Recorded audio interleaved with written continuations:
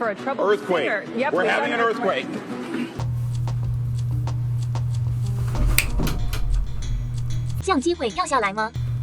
Hello guys, and today, make sure I can see myself this way. Today we're not in the usual spot as normal.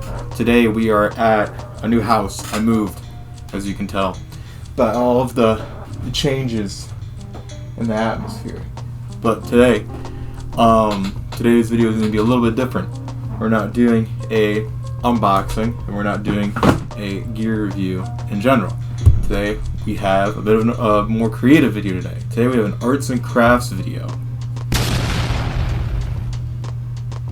We have an arts and crafts video today, and today, I can't speak. Today's video, we will be painting this.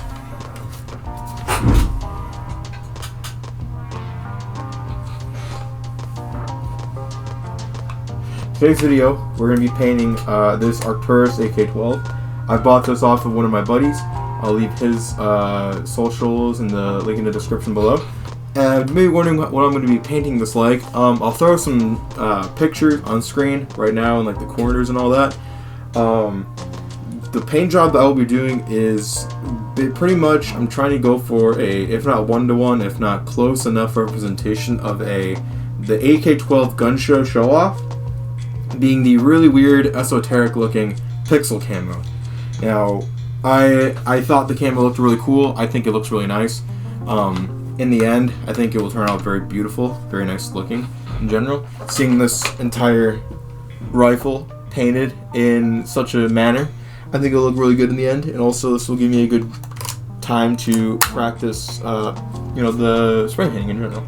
Now, I know you may be wondering, why don't you just hydro dip it? Why don't you just hand paint it? Well, one, hydro dipping is very cheap, so you are correct. But also, I don't have the correct pixels and the correct spread to do such a thing. I think if I were to go and look up Marpat online, Desert Marpat, and try to do that on this, it wouldn't look the best. I don't think it would look good at all. Even though the photo, it does look like Marpat. But no, I don't think the paint job on such the rifle would look good like that.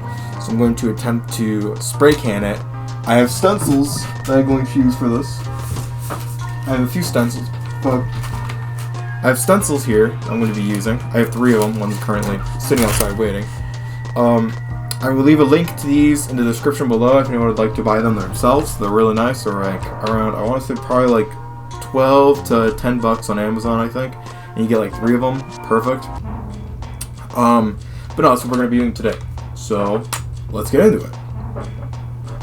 So now, in this clip, I'll be explaining the process of which I'm doing. I'm currently taping off a lot of more of the finer details. I'm also referencing the actual image I'm basing off of, making sure to get any of those fine details themselves. I'm also taping around a lot of the pieces, like some of the pins that you can knock out, like in the photo, to keep them pristine and like as the same color as the rifle, that being black. Along with that, I'm also going back and forth with checking the reference photo as into what pins need to be taped, which ones don't need to be. Along with, I'm also I'm also covering the electronics, a lot of the places on the trigger, so that way no paint can leak in there and fuck with the actual gearbox that's in there as well. Now going on to the actual handguard. I at first tried to stick tape through the actual side pieces of it, but then I ended up figuring out that actually making these little ball tape roll up thingies that I did, along with scrunching tape just in between the little seams of the rifles to keep the paint from actually going in there, worked out pretty well in the end, I would say. I did have at least I think 1 mess up or 2 while doing the actual paint itself, but for the most part, this seemed to work pretty well actually. I was very surprised. You can see in the clip I am pushing all of the more smaller tape pieces into the seams and all that to keep it out, because in the actual photo itself these seams and all that are still black and all that and not covered in paint. So I would say if you're doing this, you can either take apart the handguard themselves and paint it, or you can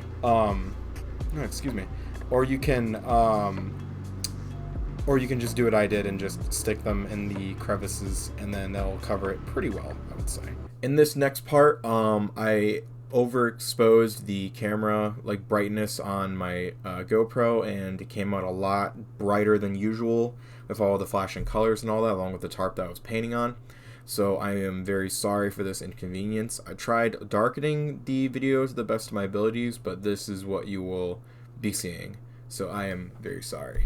And now on to the painting. Now that we are outside, we're going to start and begin the painting process.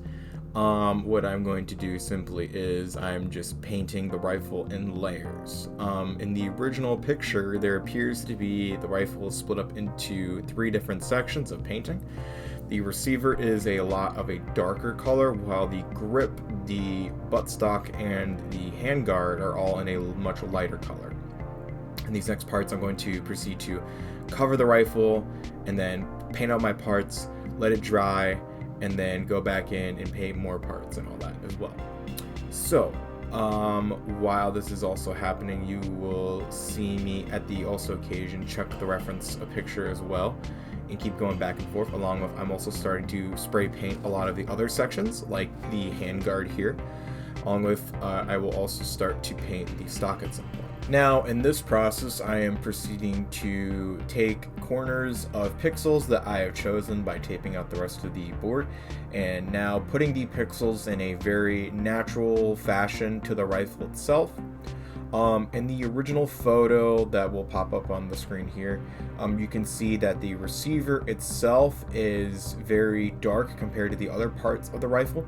The receiver along the dust cover has a very solid light brown, kind of like a more or less maybe like a dark khaki, if you could call it that, along with the much more lighter yellowish tan pieces slash pixels and the way darker brown pixels as well.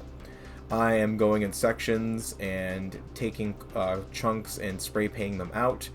The original rifle is a lot more sharp in its pixels, while these ones turned out a lot more choppier, and I'm very sorry for that in general. But I would say that the overall choppiness of the pixels really gives it more character, I would say, along with more of a custom feel, in my opinion at least. So in these next few clips, starting to paint my mags. So I'm going off into my mags and painting those, along with I'm also painting other parts of my rifle, which you will see later in the video. So now you may be thinking to yourself, how long did the rifle actually take to paint? I would say give or take probably 6 or 5 hours. The process most likely would have been a lot longer if it weren't for the fact that I ended up using a hairdryer to dry off certain sections of the rifle. But now, with all the processes of painting the rifle now told to you and out of the way, it's time to get into the next part and next section of the video. Now that I've shown you guys how I painted the rifle along with the process of how I did it, now it's time to show off the rifle.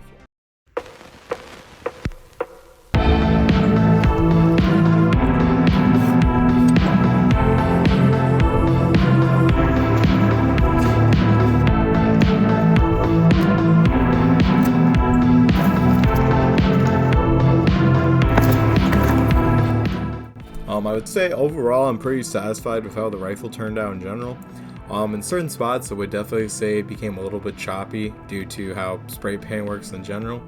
But definitely someday I would like to come back to this project and maybe retry it with another rifle.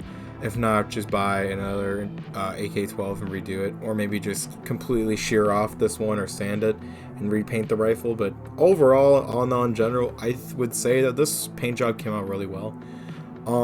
I will leave all the links and all the information on how I did the project, along with the paint I used and the stencil I used. I will link all that in the description. Thank you to Bogateer98 along with my other friend Spec Morgan, aka kardairsoft. I will leave both of their socials in the link in the description if you would like to go follow their pages. They both provided pictures and videos for this video, and I could not have done it without them. And with that, the video is over. If you enjoyed this little arts and crafts video, make sure to like and comment and subscribe.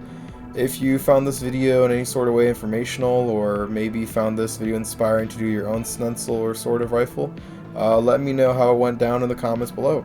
I do plan on doing more videos like this in the future, if more stylistic, or if not stylistic, I should say more informational and more like crafty sorts of videos.